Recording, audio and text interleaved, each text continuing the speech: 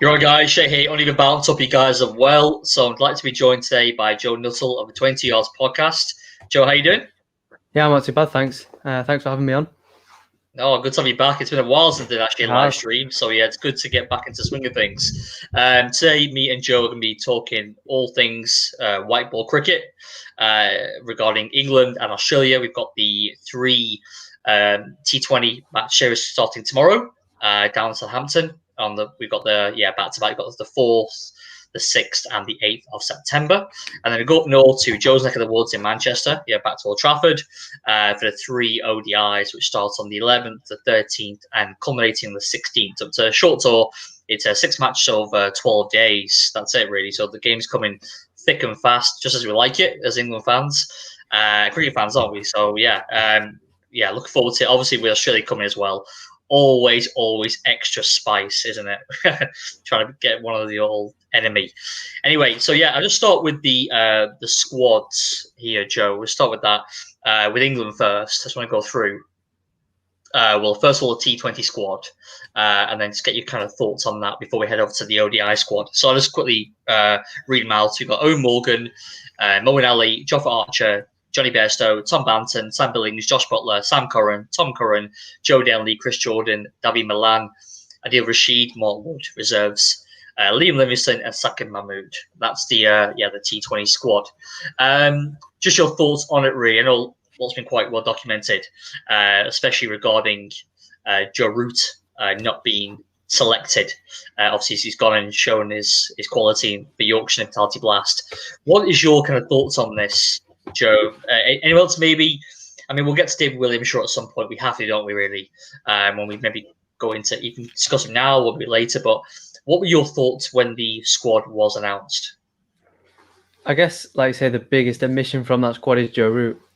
Well, he's not really an omission. He wasn't in the last England squad. Yeah. But I guess the biggest absence is Joe Root. For me, that's the wrong decision. I mean, as you say, he's proved with bat and ball that he is an excellent T20 player. And I mean, me and you are not necessarily the biggest fans of Joe Denley. And the fact that he is in ahead of Joe Root, and again, not that Joe Denley isn't a good T20 player. You can argue that he's a better T20 player than Root, but you have to think, there's a World Cup next year, there's a World Cup in 2 years. Joe Denley's going to be 36, pushed towards 37 in 2 years.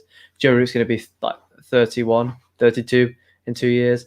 And, that's a big age gap. Are they thinking more short-term here, or are they think, because realistically, is Joe Denley the long-term solution? And for me, he's not. For me, Joe Root should be playing every single England T20. He offers, as I say, that option with the ball, with his part-time off spin. Got Chris Gale out in a World Cup final. Don't forget, in a World T20 final. Yeah. He's very, very capable off spinner. And he's kind of Williamson, Smith, Coley ilk of you lose an early wicket, he comes in and he gets, I don't know what, 70, 80 not out, and the team gets 200 and you bat around him kind of thing.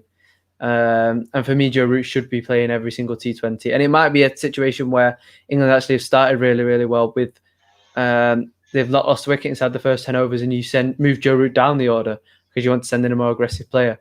But yeah, I think Joe Root's the most noticeable sort of exclusion from that squad. But yeah, personally, I think that's the wrong decision.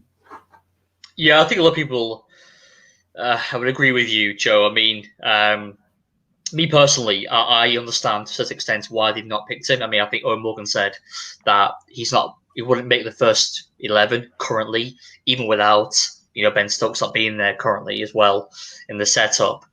But I think we've got to remember that I think he's best suited at the moment, or England need him the most, I would say, in the test team. Obviously, he's captain, first of all.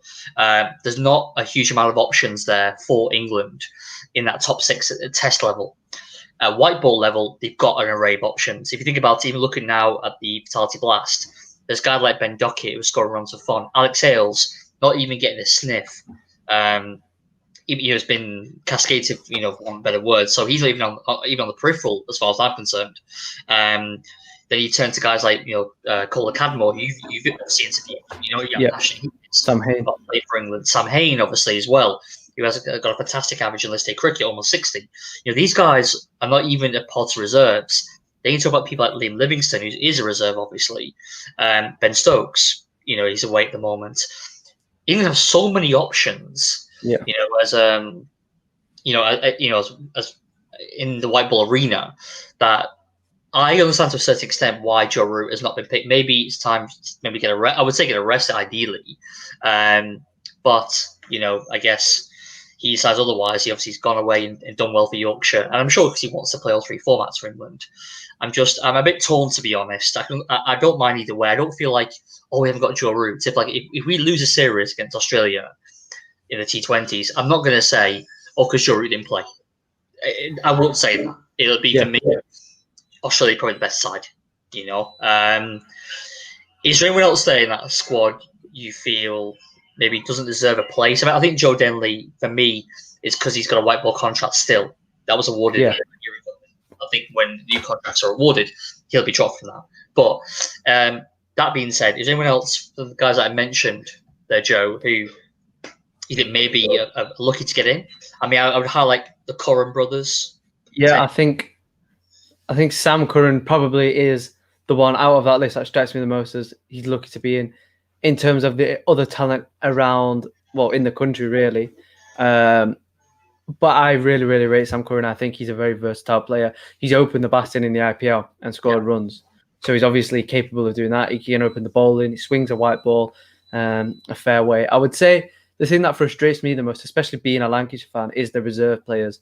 Now, not that I don't think Livingstone and Mahmood don't deserve to be in the squad. For me, I actually think Livingstone should be in that squad. If you're not going to pick Root, then Livingstone's in. Obviously, different style of player, but I just think Livingstone is, on the face of things, a top order batter and a spinner on the face of things. But I don't understand why they have reserve players. I appreciate that there's a bubble and things like that, but if they're going to be in the reserve, they may as well just be in the squad. Because from a county or a Lancashire perspective, looking at that, it's like, well, what's the point of them being there? We've lost two of our best players because they're just going to not even carry drinks because the players who aren't featuring in the side will do that. So I'd rather they be either named in the squad or not there at all. And that's quite frustrating for me. I think that's again, as I say, I appreciate that there are, different rules and restrictions with the biosecure bubble. But I definitely think, it's frustrating for me, sort of seeing that. Yeah, I think obviously people like Surrey fans who have the same Yeah, feelings. exactly. We've been folks. Gloucestershire fans James Bracey. Bracey didn't play a single test. He didn't, he didn't feature at all. He fielded once, and his first involvement in the Aegeus Bowl was for 4 overthrows off Jimmy, which, looking back on it, was actually quite, I suppose, laughable now, you can argue, especially considering, how grumpy and stuff Jimmy can get at that typically. But, I can empathise with Gloucestershire fans. I can empathise with, Surrey fans like yourself. Yeah. And that's sort of what I'm feeling at the moment. It's just frustration that why can't they come back and Livingstone score runs, Mahmood take wickets for Lancashire, and then they can show that they're good enough to, move a step forward. Because ultimately, Ben Duckett could leapfrog them, Joe Root could leapfrog them, and if they score runs, or leapfrog Livingstone, because if one of those two scores runs, Ben Duckett's just got just off the back of an 80-odd not out, Joe Root's got 250 and some wickets, and that means that they're surely in the selectors' minds in better form. They're going to leapfrog them. But I guess it's a bit of a pointless argument, really. It's just more of a sort of personal thing. I would say England generally are quite fair in the, with selection. They generally select the next cab off the rank, if you will. So I'd imagine Livingstone will still remain ahead of Ben Duckett. Yeah, it's just more like, Livingstone could sort of, like Livingstone's not played a match for ages. He's just been in, he played a couple of Bob Willis Trophy matches. He's not played a white ball match for ages. Yeah. Exactly. That's the last white ball match. He could then go back to Lancashire, not score. He might not be able to buy a run, for all we know. Because he's rusty as well, like you said. Yeah. Exactly. If he's been playing consistently, then he could, as I say, leapfrog him. That could have a negative effect on Livingstone. But again, just more of a personal annoyance, I would say there, rather than And again, like I say, I understand that there are restrictions and it's a bit frustrating with protocol.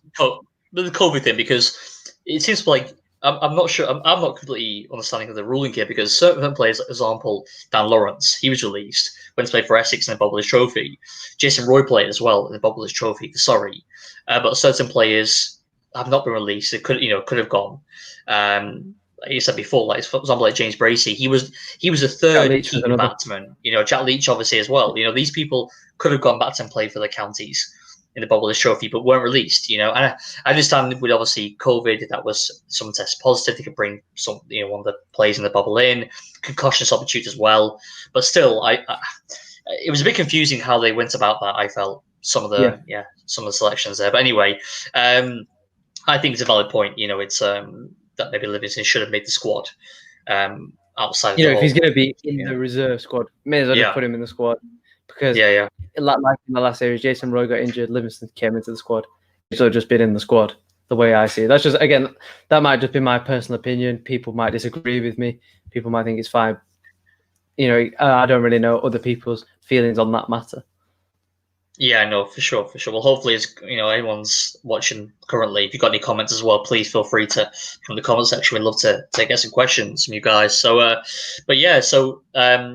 I think regarding the England T20 squad, I think that's the main point to cover, I would say. I mean, I think apart from that, I thought Tom Curran would get selected, but I felt he was a little bit lucky just on the basis of how he's bowled recently.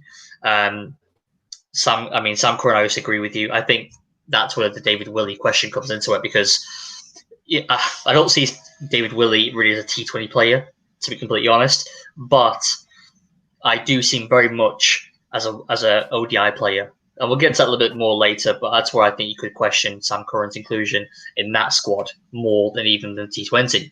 As I said before, Sam Curran played T20 for Punjab. He opened the batting and he got a hat-trick, I believe, as well in that same. He bowled very well in New Zealand as well. Yeah. Yeah. He actually has a much better record in T20 cricket than ODI cricket. His ODI record, it's a handful of games, but his ODI record's pretty poor. I think he's averaging 67 with the ball, 5 games or 4 or 5 games played. So you could argue a bit more for him being included in the T20 squad. Anyway, as we move along, actually, in fact, let's just go to the Australia squad. Let's just switch over to the opposition for this series. If I read out the names, obviously the same squad for both T20 and the ODI formats. So you've got Aaron Finch captaining, Sean Abbott, Ashton Agar, Alex Carey, Pat Cummins, Josh Hazlewood, Marnus Labuschagne, Nathan Lyon, Mitchell Marsh, Glenn Maxwell, Riley Meredith, Josh Felipe, Daniel Sams, Ken Richardson, Stephen Smith, Mitchell Stark, Marcus Stoinis, Andrew Tye, Matthew Wade, David Warner, and Adam Zampa. That, I don't know what your thoughts are, really. I hear that and I just think that is a hell of a good squad. There's really good, strong household names there, in that 21 man squad, wasn't it? So, what's your initial thoughts when you heard what Australia announced, Joe? Yeah, I think that is a exceptionally strong squad. If you look on the face of it, they have at least 4 people who could open, 5 people who could open the batting. Finch is definitely going to play, being the captain. Seems in pretty good nick. And then Warner's actually been short of runs in the warm-up match. I think he's got 1 run in the last 3 matches. Yeah. So he's been, completely short of runs. So there's potentially question marks over him. But Warner could open. Steve Smith did open the batting in the warm-up match and got, I think he got to 30 kind of mark. So he got, a start. You could throw his name into the mix. And Alex Carey could open the batting. Marcus Stoinis, Matthew Wade. There's so many options for Australia, and right the way down, that is just an unbelievable squad. If you look at the bowling, they have Pat Cummins can bowl 90 miles an hour consistently. Riley Meredith, new onto the scene, can bowl 90 miles an hour consistently. Mitchell Stark can bowl 90 miles an hour consistently. Josh Hazlewood can push 90 miles an hour pretty regularly. It's just a phenomenal squad. Even Daniel Sams has a quicker ball on it. Yeah, Daniel Sams, yes. And I see Daniel Sams as in the same mode as I see James Faulkner, or how I still love James Faulkner. I've watched him countless times for Lancashire. Of course, but yeah. When he first sort of came onto the international scene, that's how I kind of see Daniel Sams in that same mold. And I think Daniel Sams, the way he bowled in the Big Bash last year was just phenomenal. And I definitely like to see him get a go for the national team in this series. And another opener who I missed, Josh Felipe, opened the batting for the Sydney Sixers, performed brilliantly. So Australia it's exciting, isn't it? With Felipe, Felipe and Felipe, I think he's 24 years old, isn't he? And then Meredith in 23. It's good at bringing these young guys through because they've dropped. Obviously, Khawaja seems to be kind of on the wayside now. I think he's probably his white ball ambitions might have ended now. He's 34 years old, isn't he? And Mike Nessa just doesn't seem to get a proper go, does he, at all? I mean, Andrew Ty's picked, can't even get a state contract, but he's in the squad. And Mike Nessa's again on peripheral. He's not arrived. He came here 2 years ago, as we know, but he's not playing this series. So disappointed for him. But anyway, if we go to just go through the players you mentioned. Yeah, I mean, it's pretty formidable, isn't it? Like you say, I mean, a lot of the guys we saw last year, didn't we, in the Test series? What I'll get to next, actually, because I wanted to discuss about if this series could have any potential bearing. Now, obviously, the first Test is now 14 months away, which we imagine will be Brisbane. There's not many players in this white ball squad that will turn out in that first Test, as far as I'm concerned. Obviously, the majority top six, if you think about who played the third Test against Pakistan. So Crawley, Pope, Burns, Root, Stokes. Well, he didn't play, but obviously Stokes will play. Pope mentioned. Josh Butler's back. But the majority of that top seven isn't present here. Then the bowling, Braun Anderson, I imagine one will play. Dominic Bess, we imagine will be. Maybe not. That's very much of contention, I think. But let's say Dominic Bess is still number one spinner in 14 months' time. He's obviously not playing as well. Chris Wokes, not the T20 squad, is playing the ODIs. He could also play. Now, could this, if England turn over Australia in this series, do you feel, and vice versa, do you feel there'll be any kind of momentum created by the winning side going into next year's series, or is it just too far away to have any real bearing and impact, Joe? I think you can look at this, one of two ways. I think with regards to Australia, obviously a lot of those, as we said, will play in the T20s, in the ODIs, and in the Test arena. Nathan Lyon, Pat Cummins, Mitchell Starc, Josh Hazlewood, David Warner, Marnus Labuschagne potentially will play T20s. We'll wait and see about that one. Steve Smith, there's Mitchell Alex Marsh. Carey, Mitchell Marsh, Alex Wade. Carey. Yep, Alex Carey is definitely someone who I'd like to see brought into the Test arena, eventually nurtured into a Test cricketer, because I think he has the temperament for that. Matthew Wade, as you say, Mitch Marsh, as you say. So I think that reflects in Australia. You could look at it in different ways. Potentially that shows a lack of depth in Australia, or that just shows how good, your Smiths and your Starks, your Hazlewoods, your Cummins, your Lions are. And we know how good they are. We know these guys are world class. And the fact that they can play every single format. And again, similar with England, you can look at this with different ways. Obviously, Braun and Anderson, even if they hadn't sort of retired after the 2015 World Cup, I think they probably would have, stopped playing white ball cricket now. Dominic Bess, predominantly a red ball spinner. England have other options in white ball cricket. Moeen Ali, Adil Rashid, Matt Parkinson, Mason Craig, someone who's starting to take wickets again, which is good to see from an England perspective. Chris Wokes, as you say, is only playing one-day cricket as well. Yeah. He's not in the T24, which for me is a strange sort of decision. I think he's a good T20 player, Chris Wokes. I think, as I said, one of two ways that you can look at it for each side. That might reflect well on England in terms of they have so much strength and depth that they can afford to rest these guys. Yeah. Or it might say that, well, actually, England's Test players are only Test players. They can't adapt to situations. For example, at Headingley, right? If that had been, I'm trying to think of an example of who that could have been. let's say Dom Sibley, if that had been Dom Sibley, batting instead of Ben Stokes, obviously he didn't play in the series, a different style of batter. Would he realistically have won that in the same fashion Stokes did? Potentially yes, but most likely no. And how does that show that England are able to react to different situations? But then looking at that again, Zach Crawley, he scores consistent runs for Kent in T20 cricket and one-day cricket. Ollie Pope, the same for Surrey. Definitely someone who I think would have probably actually been in the squad, in the one-day T20 squad. For me, probably would have been included had he not picked up that shoulder injury.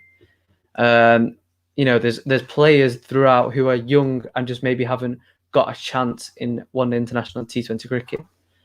But I've kind of waffled a bit there. But in a roundabout way to answer your question, it depends who wins the series. If Australia win that series, then it might bear on Archer's mind, especially if, against a lot of people talk about the Smith versus Archer battle. If Smith comes out on top of that battle, and you could maybe include Smith versus Archer and Archer versus Smith and Labuschagne as well. If those two win that battle, then that might weigh on Archer's mind. And likewise with Mark Wood as well, who is a similar, express pace bowler. Josh Butler, if he doesn't get runs, that may weigh on his mind. And then for Australia, if they lose, I don't think they'll be too fazed by it, because they're able to, then they'll know that as you said, the majority of England players won't actually be playing in the Ashes. I don't think we'll see Mark Wood and Jofra Archer play too many tests in the Ashes together. We may see them play in Perth together, somewhere like that. But yeah, like I said, I don't think that there will be too much weighing on Australia's mind. Potentially could play on certain England players' mind, but I don't know how much momentum that will have. And Australia will definitely be bearing in mind that this isn't the same England team. And that could maybe play a factor as well going into the Ashes next year. Yeah, I guess from that perspective, like you said, if Australia win, they'll think, well, we're not going to play the same team at all, nowhere near it, next year. You're talking, what, 3 or 4 players in the T20? The only thing that I have is I actually believe that Wood and Archer will be an integral part of bowling attack next year. I won't be surprised if they wrap Mark Wood in cotton wool to make sure he's fit. I'm not saying that they won't play. They're definitely going to play.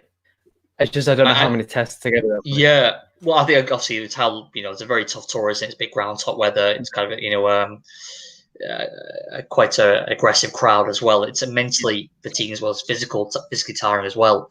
A tour Australia, as obviously as England fans, we know how England have kind of capitulated so many times over the years in Australia. But I do believe if they're going to win, I think that they need Wood and Archer fully fit and raring and firing, and hopefully going to take, between 30 wickets for the series, if not more. I think it's important. So I believe with them two playing, I think that will be important actually how them two perform, actually. Yeah. And I think probably more in ODI cricket in the ODI series as opposed to T20. T20 can go either way. It can go anyway, T20 is a pinch of salt, A team can be a great one-day side and actually not be a good T20 side. Exactly. It's just the shorter the game, the more even the chance of for each team. Exactly, yeah. So I think with 50 overs, with the allocation of Wood and Archer bowling 10 overs each, you will get subplots. Like you said, last year we saw at Lords with Archer and Smith. We took Smith out, and Labuschagne came in, scored a 50, I believe, in that match. And then he really rose to the challenge, didn't he? And obviously performed very well in the Headley test with scored 70, which he regards as one of his best things ever played. But I'm not sure if Labuschagne will actually play the T20 series. I think because Langer's come out and told Finch saying that he won't make the side, and they're very settled with that top three of Warner, Finch, and Smith. So I don't think we'll see off the back of 100. We may see a surprise. I think. Yeah, and Kerry also made 100, right? Kerry made 100. Stoneys made a lot of runs as well. Yeah, exactly. It's a long tour. Maybe they do want to save margins for the one-dayers, but it wouldn't surprise me if you saw him play off his handy part-time list. And I think he batted at 5 for the Brisbane Heat in the Big Bash when he did play after the test, and he actually batted really impressed me. Coming in, I remember one innings or one game when he was batting with De Villiers. think it was De Villiers' last game, and he got 23 off. Can't have been more than 9 or 10 balls. Really, and yeah. I feel like his ability to rotate the striker and pick the gaps. He's just such a classy player. Definitely, He's a hugely talented player. Huge talented player. I remember South Africa this year, in fact, in that ODI, I think Potchefstroom, where he's from, he's got 100 phenomenal innings, because he didn't do that well leading into that match. The previous game he didn't do so well, but performed very well in front of his family, in the match. And I think he's a brilliant player. He's a class. Honestly, okay, maybe not, but if you said to me, like, you could pick either Smith or Labuschagne to play for England, it wouldn't be so straightforward to say it's Stephen Smith.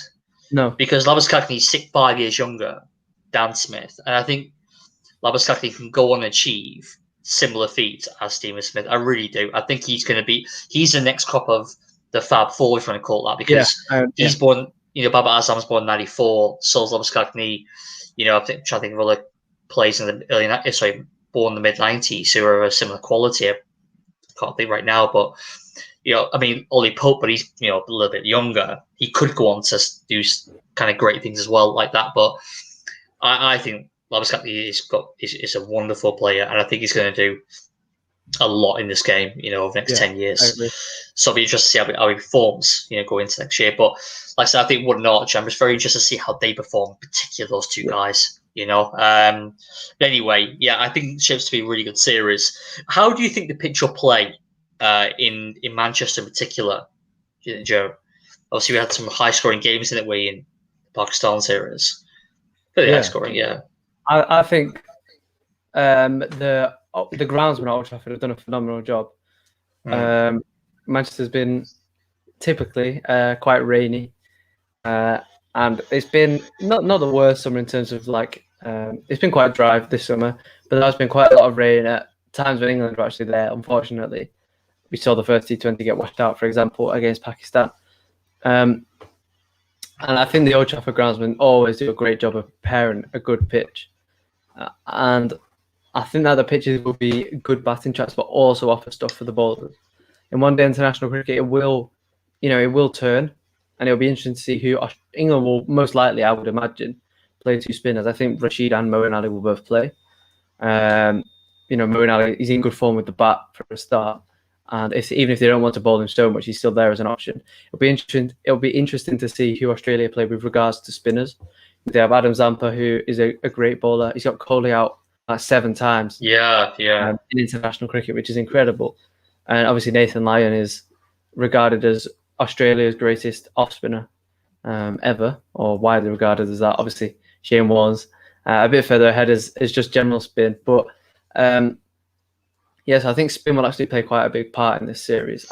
That's another reason why I think Joe Root will have a big part to play. Again, part-time spin. You could argue 3 spinners for England, especially if Moeen plays as well. Then that could be really, really handy. So I think it's going to be a great series. But also the wickets will be quick. They will offer bounce. So I think it's the one-day series are going to really, really, play into both teams' hands, and it's going to be a fascinating series. Yeah, I think like I said, on the spin composition of England's team, I do believe that Moeen will play. I just think Moeen and Rash, they just seem to be. They just come hand in hand now, don't they? They just the best they have that reflects on the field. Yeah, they're so close, and I know, but they have a setup there, England, and Moeen and Rash are a key component of that team, of that the kind of structure around the around the bowling attack. I mean, we saw Moeen open the bowling against Pakistan. He was just bowling the one over and then not bowling again.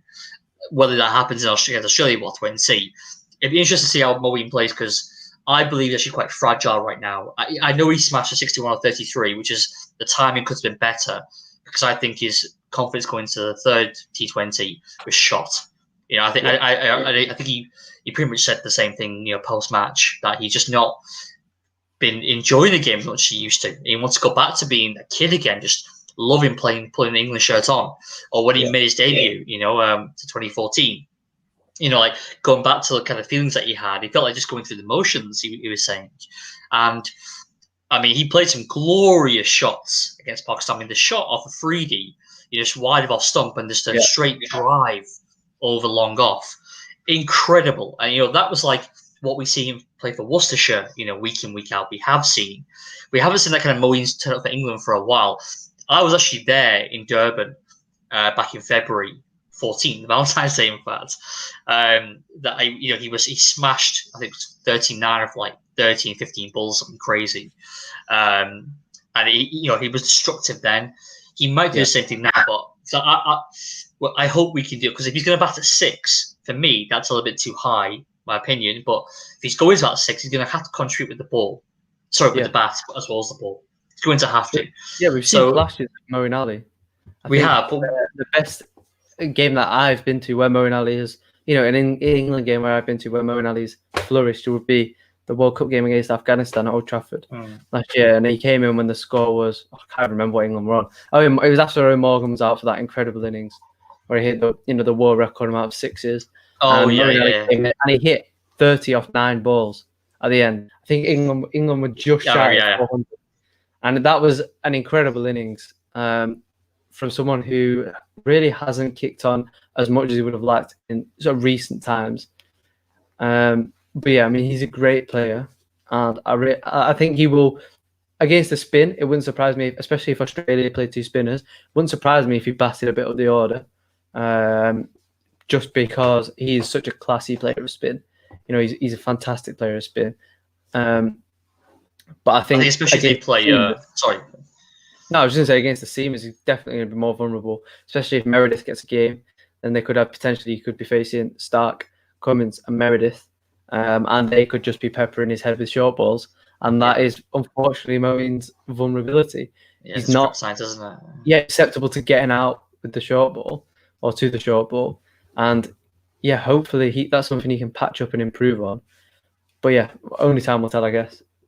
Well, luckily, obviously, got more restrictions protecting the batsman in white ball cricket, with the bouncers. So, but I agree, especially if they play Agar and they play Zampa, obviously the ball's turning into Moeen, so that will obviously help him. So we'll have to see how he fares, because I think Owen Morgan came out recently saying how they're looking for a lower order, mid to lower order batsman who can finish games. Moeen's that kind of guy, I think, especially he's playing second spinner, who should play that role. He could play that role.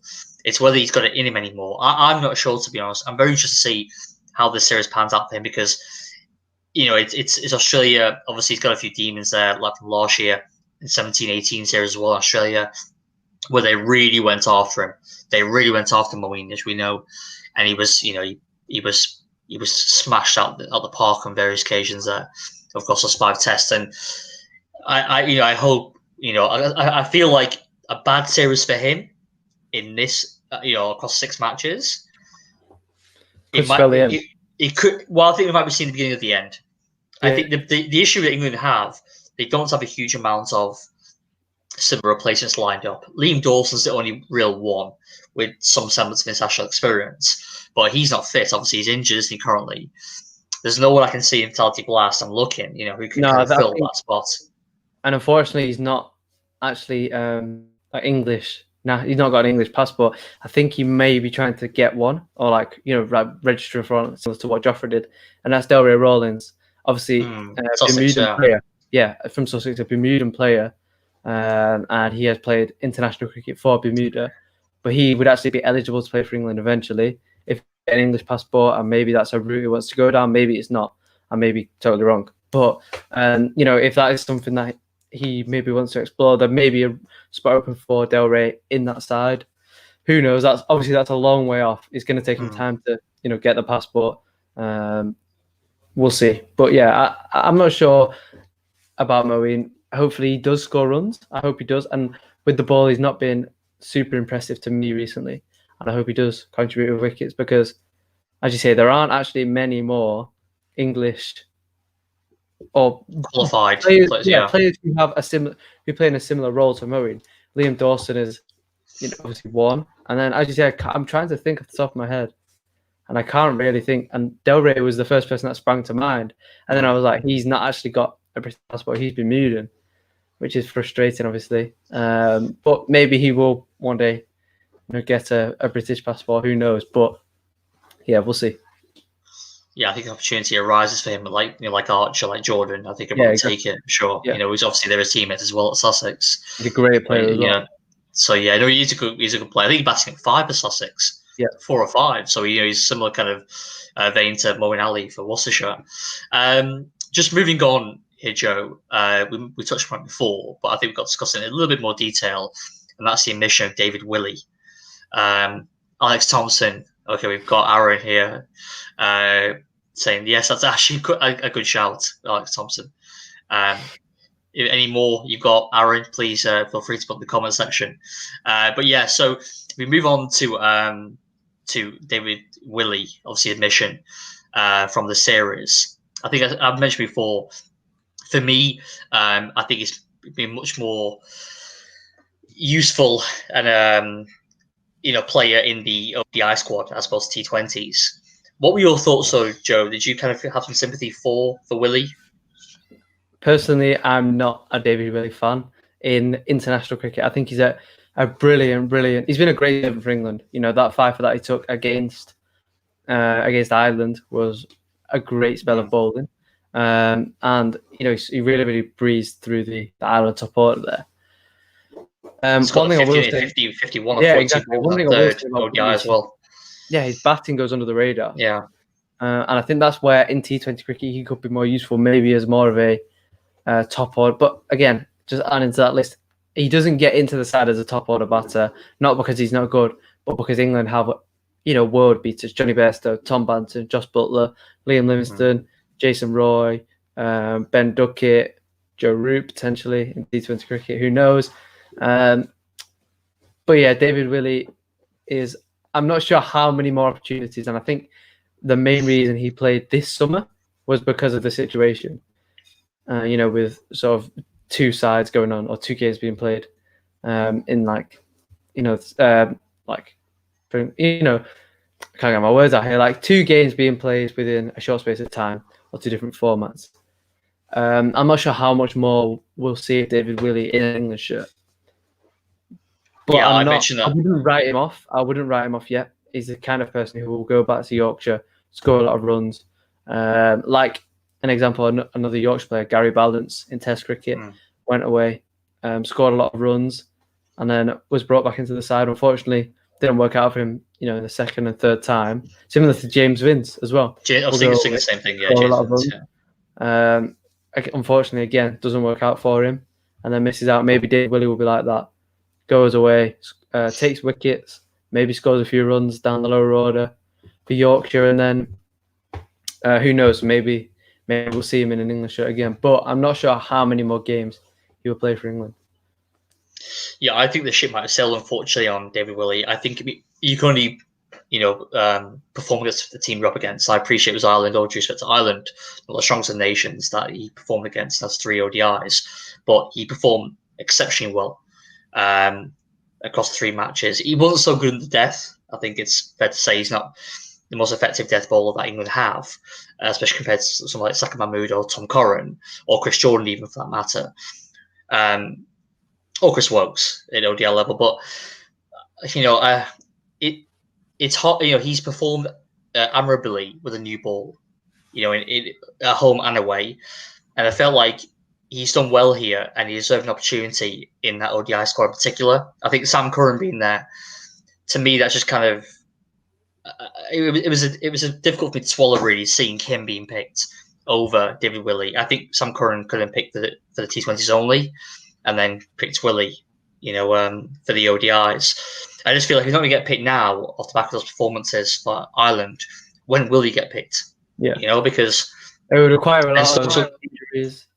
Things like that. And I think England are probably looking towards the future with Sam Curran. Yeah, exactly. And there's obviously youngsters coming through as well. We saw in the large squad in the warm-up games. Someone like Henry Brooks, for example. There's Ollie Stone. I think they have still obviously like the looks of Ollie Stone as well. So there's other guys who can come in and take one of those bowling spots up. But at white ball level, I just feel like. Yeah, I feel a bit sorry, to be honest with you, Dave Willey. I feel like maybe now we might not see him pulling the shirt on again. Like you said, I think maybe it could depend on the injury situation. I just don't think he's in favour You No. know, which is I mean, he's a left arm option. I thought it's obviously a rare commodity in international cricket anymore. No, there are a few left arms coming through. Obviously, Sam Curran's in the squad. Reece Topley's younger and he's coming back. Reece Topley's not even there, is he? You know, no, Topley's not exactly. Playing tonight. Sorry, you know. And George Garton's another one from Sussex. Yeah.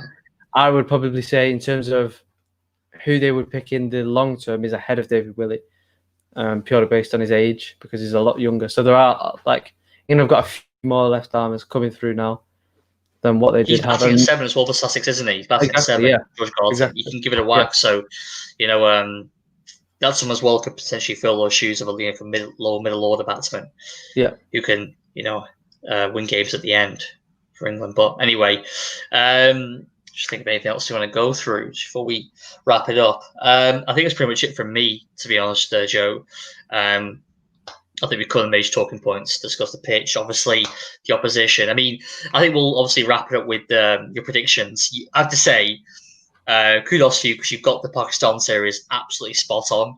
You said 1-1 with rain, curtailing one of the games. That's exactly how it played out. I think I said 2-1 England or 2-1 Pakistan. I can't remember, but I got it wrong. So I'm going to follow your lead this time, Joe, and ask you, who do you think is going to win? Let's start with the T20 series, the first one. Yeah, so the T20 series, I'm going to say 2-1 Australia. I'm tempted to say 3-0 Australia and go for a complete whitewash, but I just think England will win a game. But I think that all games will be close. I just think Australia have a star side. They've got a brilliant side right the way throughout. I'm going to go for 2-1 Australia for the T20s. And the ODI series? I'm going to go the other way this time. I'm going to go 2-1 England. You've got to back the world champions at home, especially at a ground where they've played really, really good cricket, and they've played a lot of cricket on this year. A lot of these players have played Test cricket here, and a lot of them have played T20 cricket. They've all played a fair amount of cricket at Old Trafford this summer. The pitches won't be, too dissimilar to how they've played throughout the year. So I'm going to say 2-1 England. Just because it's the world champions on home soil. And again, you could argue the other way, and it will go 2-1 Australia. The same thing for the T20s. You could argue 2-1 England. I think there's strong cases for both. But yeah, I'm going to back the world champions in the one-day series. I think the main thing that England have, obviously, I think we've said before, Australia coming with a slightly stronger team. Yeah. But obviously, England have a lot of mileage in their legs. Not in a bad way. You've obviously played competitive cricket for the last 2 months. 2.5 months, but Australia have not played since March. The home series against New Zealand. And only played one game as well of that. Yeah. I think they're going to come really hungry actually for this series. Yeah, I'm going to go with Australia taking the T20 series. I'll say 2-1. I think there's rain forecast for one of the days when I checked down Southampton. So it could be 2-0 to Australia, and with the ODI series, I'm tempted to say 2-1, but a part of me feels it could be 3-0 to England. I think England will win the ODI series. I think obviously Root is back and Wilkes is in. Yeah, obviously there is. Yeah, I think that team unit of Archer, Wood, and Wilkes will definitely play, and then one of with Rash and Moeen. And then one of as well. Yeah, exactly. I think with Root back, I think Root's got a lot to prove then because he obviously didn't play T20s. He's obviously frustrated by that, I'm sure. He'll want to come back and prove a point. And I think for him as well, any kind of runs against Australia, it's obviously super important for him as being Test captain because he's going to be front and centre in 14 months' time, against Australia. So I think he's going to come in really raring to go. I hope his good form for Yorkshire continues up until that point. It's only a few days away anyway. But I'm going to go for England. Yeah, I know. So but I'm going to go with England 2-1, possibly 3-0. I won't be surprised. Anyway, that's it from me, guys. Anything you want to wrap up, Joe? Do you want to plug your channels and socials? So firstly, feel free to check out my own podcast, the 22 Years Cricket Podcast, on Podbean. So 22years.podbean.com, and soon to be on Apple Music as well, and Apple Podcasts. So be sure to check that out. And also, you just left a comment a little bit ago myself and the Cricket Connoisseur, we now have a joint podcast, the County Cricket Podcast, which is pretty self-explanatory, all about county cricket. So yeah, we are also on. We are actually on Apple Podcasts for that, and also on Podbean. So we, really appreciate a rating and a like as well. But yeah, thank you for having me again, Shay. No problem, Joe. I'm sure we'll see each other again soon. Guys, you've been watching obviously Uneven Bounce, and yeah, tune in if you enjoy the content. I've got a lot more comments, more interviews next week. Next week covering South Africa. I've got a few guests coming on discuss the Proteas from when they were number 1 in 2012 to now, and the kind of the gap and what they need to do to improve. And obviously my